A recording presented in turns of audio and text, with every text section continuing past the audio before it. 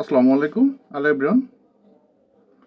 একবার এক সমুদ্র পাড়ে ছোট্ট একটা বাচ্চা খেলা করছিল। হঠাৎ করে বিশাল একটা ঢেউ এসে বাচ্চারা একটা জুতা নিয়ে চলে গেল। বাচ্চারা অনেক রাগে কষ্টে সমুদ্রের পাড়ে লিখে আসলো বালুতে, সমুদ্র চোর। ঠিক তার কয়দিন পরে একটা ছোট বাচ্চা আনফর্চুনেটলি সমুদ্রে পড়ে মারা পড়লো।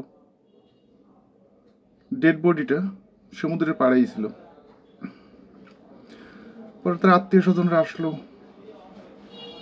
লাশটা দেখলো, অনেক কষ্ট পেল, অনেক কান্নাকাটি করলো, স্বজন হারানোর বেদনা। অবশেষে তারা সমুদ্রের পাড়ে বালুতে লিখে দিয়ে আসলো,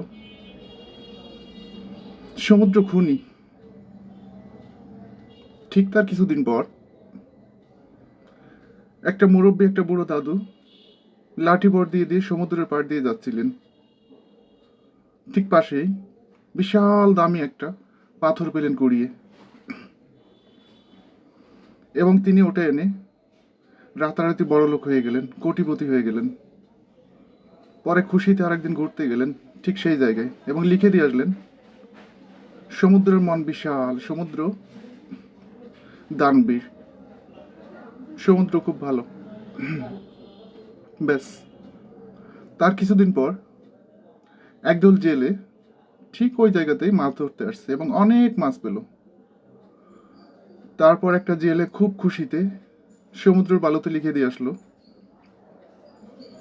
সমুদ্র আমাদের আয়ের উৎস, সে আমাদের রক্ষাকর্তা, সমুদ্র অনেক ভালো।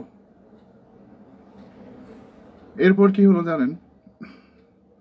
বিশাল বড় একটা ঢেউ এসে সব লেখা ধুয়ে দিয়ে চলে গেল।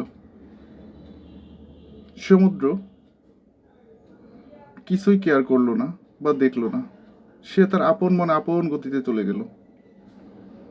সো এভরিওয়ান, ছোট্ট একটা গল্পের ভেতর দিয়ে আমরা কি বুঝতে পারি?